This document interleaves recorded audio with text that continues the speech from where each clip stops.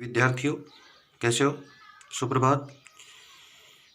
कल पद परिचय के पहले भाग में मैंने आपको पद परिचय संबंधित जानकारी बताई, जिसमें पद परिचय की परिभाषा, शब्द और पद में अंतर, और परीक्षा में पद परिचय का प्रश्न कैसे पूछा जाता है तथा किन किन विषयों पर पूछा जाता है, जैसे संज्ञा पर, सर्वनाम पर, विशेषण पर, क्रिया पर और अव्यय पर। जिसमें से क्रिया, विशेषण, अव्यय, सर्वनाम इत्यादि को छोड़ करके मैंने सबसे पहले महत्वपूर्ण विषय की शुरुआत करते हुए संज्ञा के विषय में मैंने आपको पूरी जानकारी दी थी।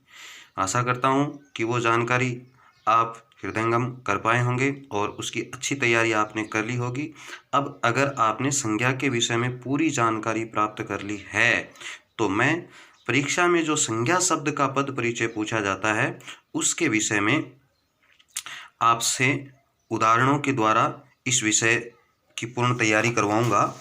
जैसे संज्ञा की मैंने आपको जानकारी दे दी।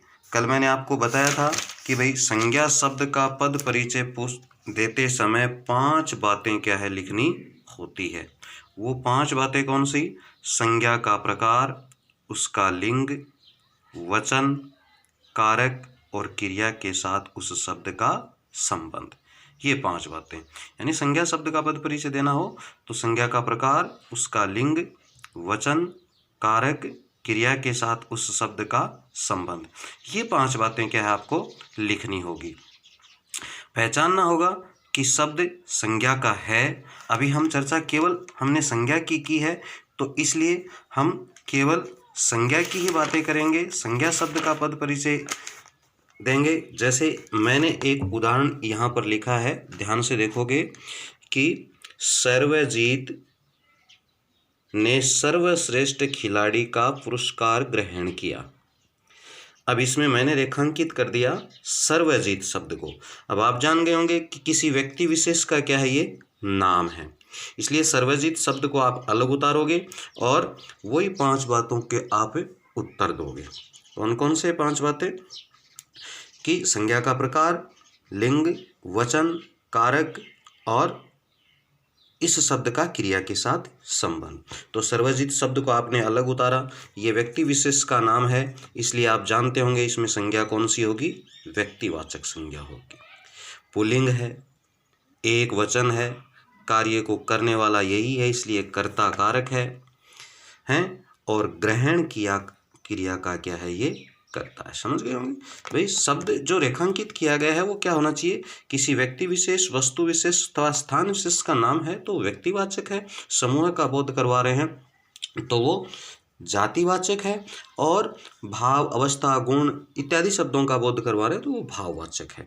जैसे मैंने एक उदाहरण और लिखा है यहाँ पर, हर्षिता पत्र लिखती है। अब हर्षिता और पत्र शब्द को रेखांकित कर दिया। हर्षिता, जैसे आप सोच सकते हो कि ये एक विशेष लड़की का नाम है या विशेष व्यक्तिवाचक संज्ञा है, यानी व्यक्तिवाचक संज्ञा हो गई, स्त्रीलिंग है, एक वचन है, कर्ता कारक है और काम को करने वाली यही है, अर्थात लिखती है क्रिया का क्या है, ये करता है।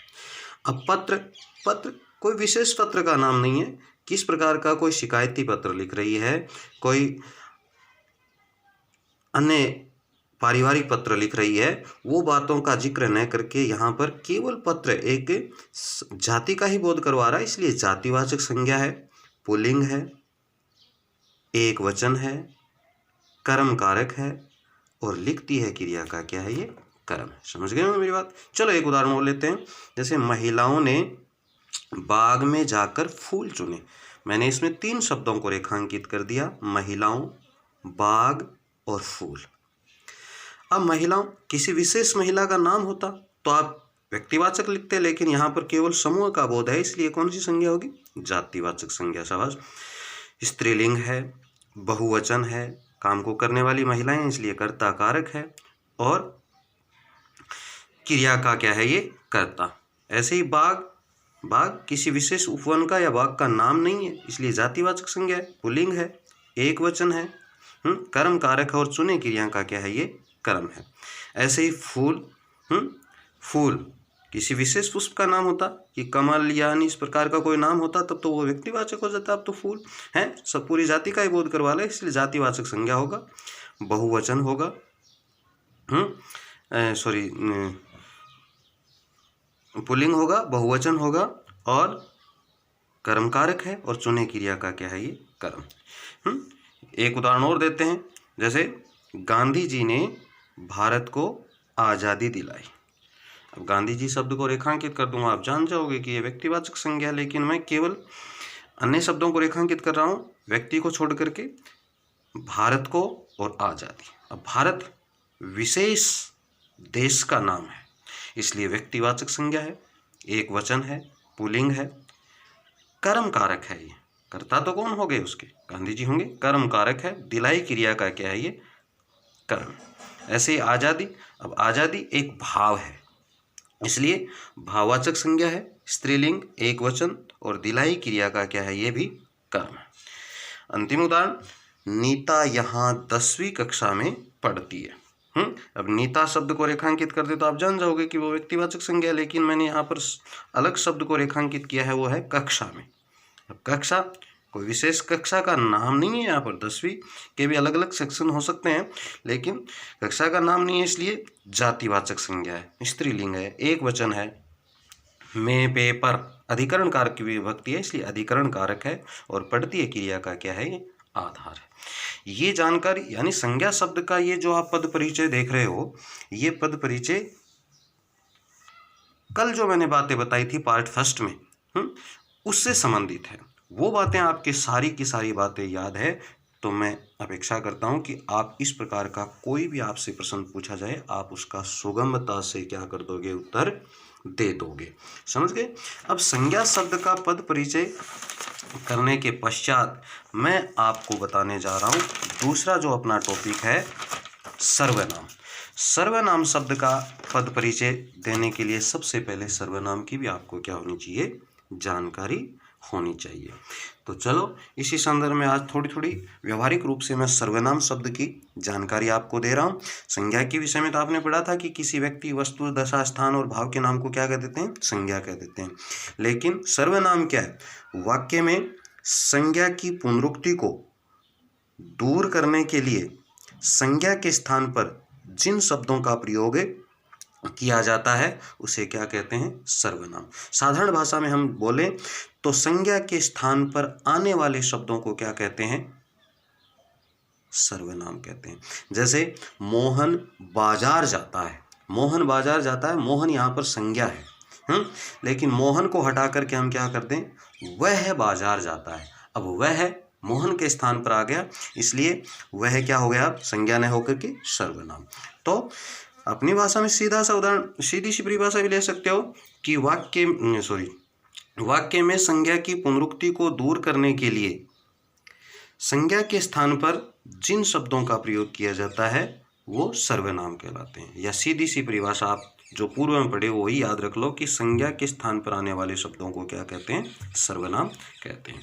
सर्वनाम जिसका शाब्दिक अर्थ होता है सबका नाम। इसके 6 भेद होते हैं। पहला है पुरुषवाचक सर्वनाम। प्रिय विद्यार्थियों, बोलचाल के 3 माध्यम होते हैं। बोलचाल के कितने माध्यम होते हैं, एक तो बोलने वाला, एक सुनने वाला, एक कोई अन्य। तो ये पुरुषवाचक सर्वनाम की परिभाषा है कि जिन शब्दों का प्रयोग बोलने वाले, सुनने वाले या अन्य किसी व्यक्ति के लिए या अन्य किसी व्यक्ति के स्थान पर किया जाता है उन्हें पुरुषवाचक सर्वनाम कहते हैं। मैंने बताया ना कि बोलचाल के 3 माध्यम होते हैं, एक तो बोलने वाला होगा, एक सुनने वाला होगा और एक अन्य। और ये परिभाषा है कि जिन शब्दों का प्रयोग बोलने वाले, सुनने वाले या अन्य किसी व्यक्ति के स्थान पर किया जाता है उन्हें क्या कहते हैं, पुरुषवाचक सर्वनाम कहते हैं। इनके 3 प्रकार होते हैं। पुरुषवाचक सर्वनाम कितने प्रकार के होते हैं, 3 प्रकार के। सबसे पहले है उत्तम पुरुष। उत्तम पुरुष में क्या होगा, वे सर्वनाम शब्द जिनका प्रयोग बोलने वाला स्वयं अपने लिए करता है। वे सर्वनाम शब्द जिनका प्रयोग बोलने वाला अपने लिए करता है। मैं परिभाषा की तरफ आपको ध्यान नहीं देना है, केवल आप तो ऐसे शब्दों को याद रख लो कि ये शब्द आ रहे हों तो सर्वनाम तो हैं, लेकिन कौन कौन से सर्वनाम की वो पहचान है। इसलिए मैं ज़्यादा परिभाषा पर बल न देकर के केवल उन शब्दों की तरफ ध्यान दूंगा जो वाक्य पद परिचय में आते हैं। तो उन शब्दों को रेखांकित किया हो तो आप अच्छी तरह से समझ जाओगे कि ये इस सर्वनाम के क्या हैं, उदाहरण हैं। तो अन्य पुरुष वे सर्वनाम शब्द जिनका प्रयोग बोलने वाले के लिए किया जाता है, जैसे मैं, हम, मुझे, मेरा, हमारा, हमें, ये सब किसके लिए है, बोलने वाले के लिए काम में लिए जाते हैं, इसलिए इसको क्या कहते हैं, उत्तम पुरुष। मध्यम पुरुष वे सर्वनाम शब्द जिनका प्रयोग बोलने वाले के लिए नहीं, सुनने वाले के लिए किया जाता है। वे सर्वनाम शब्द जिनका प्रयोग सुनने वाले के लिए किया जाता है उसे क्या कहते हैं, मध्यम पुरुष। केवल आप इन शब्दों की तरफ ध्यान रखोगे, जैसे तू, तुम, तुम्हें, तेरा, आप, आपको, आपका आदि, क्योंकि हिंदी में आदर्शसूचक शब्द हैं आप, आपका, आपको आदि। तो इन शब्दों का प्रयोग सुनने वाले के लिए किया जाता है। सुनने वाले की, जैसे बोलने वाला तो मैं, मेरा, हम, हमारा, मुझे, मेरे, मेरा, हमें, ये शब्द काम में लेगा, और सुनने वाले के लिए तू, तुम, तेरा, तुम्हें, आप, आपको, आपका आदि, ऐसे शब्द आ रहे हों तो वो पुरुषवाचक तो है ही है, लेकिन कौन सा है, उत्तम पुरुष। और अन्य पुरुष वे सर्वनाम शब्द जिनका प्रयोग न तो बोलने वाले के लिए किया जाता है और न ही किसके लिए, सुनने वाले के लिए, अपितु किसी अन्य के लिए किया जाता है। न तो बोलने वाले के काम में आएंगे, न सुनने वाले के। किसी अन्य के लिए क्या है, जिन शब्दों को काम में लिया जाता है वहाँ क्या होगा, अन्य पुरुष। जैसे वह जा रहा है, वह जा रहा है, अब न तो वो बोलने वाले की बात है, न सुनने वाले की, कोई अन्य की क्या है, बात है। वे गा रहे हैं, अब वे न तो बोलने वाला है, न सुनने वाला, कोई अन्य की क्या है, बातें। तो ऐसे में अन्य पुरुष के उदाहरण हैं वह है, वे, उन्हें, उसे, इसे, इसका, उसका आदि। ये सब किसके उदाहरण हैं, अन्य पुरुष के। अन्य पुरुष के बाद में दूसरा सर्वनाम आता है निश्चयवाचक सर्वनाम, जो किसी निश्चित व्यक्ति या वस्तु का क्या करवाते हैं, बोध कराते हैं। निश्चित व्यक्ति या वस्तु का बोध कराते हैं। जैसे मैं ये कहूँ कि यह एक कलम है, निश्चित है कि ये क्या है, कि कलम है, पेन है, तो निश्चित व्यक्ति या वस्तु का बोध कराते हैं, वो क्या कहलाते हैं, निश्चयवाचक सर्वनाम। जैसे यह है, वह, इस, उस, वे, ये सब निश्चितता का बोध कराते हैं। जैसे वह एक लड़का है, निश्चित है कि वो क्या है, कि लड़का है। वह टेबल है या वह मेज है, निश्चित है कि वह क्या है, मेज या टेबल है। तो निश्चित व्यक्ति या वस्तु का बोध कराते हैं वो निश्चयवाचक सर्वनाम। आप केवल इन शब्दों को ध्यान रखोगे, ये शब्द आ रहे हों तो वो निश्चित रूप से, जैसे वह एक लड़का है, वह शब्द को रेखांकित किया, आप कहोगे निश्चयवाचक सर्वनाम तो है ही है, लेकिन आप ये न बोलने वाले की बात है और न सुनने वाले की, इसलिए इसमें पुरुष भी कौन सा हो जाएगा, अन्य पुरुष। तो वह है, ये है, इस, उस, ये, वे आदि, ये किसके हैं, निश्चयवाचक सर्वनाम के। अनिश्चयवाचक सर्वनाम इसका उल्टा हो जाएगा। वे सर्वनाम शब्द जो किसी निश्चित व्यक्ति या वस्तु का बोध नहीं कराते, बोध नहीं कराते। जैसे कोई गा रहा है, पता नहीं कौन गा रहा है, अनिश्चितता का बोध है। कुछ, किसी, कोई, कुछ, किसी, ऐसे शब्दों को रेखांकित किया हो तो अनिश्चयवाचक सर्वनाम।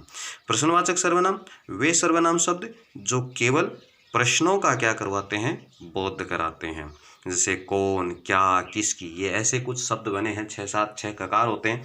वो 6 ककार क्या है, जिसमें से 3 मैंने यहाँ पर लिख दिए हैं, वो सब किसके बोध कराते हैं, प्रश्नों का। और प्रश्नों का बोध कराने वाले क्या कहेंगे, प्रश्नवाचक। फिर आगे सर्वनाम 5वां है संबंधवाचक सर्वनाम। जैसे वे सर्वनाम जो दो या दो से वे सर्वनाम जो दो अलग अलग बातों के मध्य संबंध को प्रकट करते हैं। वे सर्वनाम शब्द जो दो अलग अलग बातों के मध्य संबंध प्रकट करते हैं उसे क्या कहते हैं, संबंधवाचक। नाम भी पता है, दो अलग अलग बातों के मध्य क्या जोड़ेगा, ये संबंध जोड़ेगा। ऐसे मैं ये कहूँ जो पढ़ेगा सो उत्तीर्ण होगा। अब इसमें जो और सो क्या हो गया, जो सो जुड़ा हुआ है, जो सो क्या हो गया अब इसका, संबंधवाचक का। जो वह जो मेहनत करेगा वह सफल होगा। जो वह, जो सो, जिसकी, उसकी, जितना, उतना, ये शब्द क्या हैं? संबंध को स्थापित करने वाले हैं। और ऐसे शब्दों को रेखांकित किया हो तो वो कौन सा सर्वनाम हो जाएगा? संबंधवाचक सर्वनाम। आगे है निजवाचक सर्वनाम। निज का शाब्दिक ही अर्थ होता है क्या? अपना। उत्तम पुरुष की तरह उत्तम पुरुष में क्या होता है? बोलने वाला अपने लिए काम में लेता है, लेकिन यहाँ पर क्या होगा? जो कर्ता स्वयं अपने लिए काम में लेता है, यानी जिन सर्वनाम शब्दों का प्रयोग कर्ता स्वयं अपने लिए करता है, वहां पर क्या होगा? निजवाचक सर्वनाम।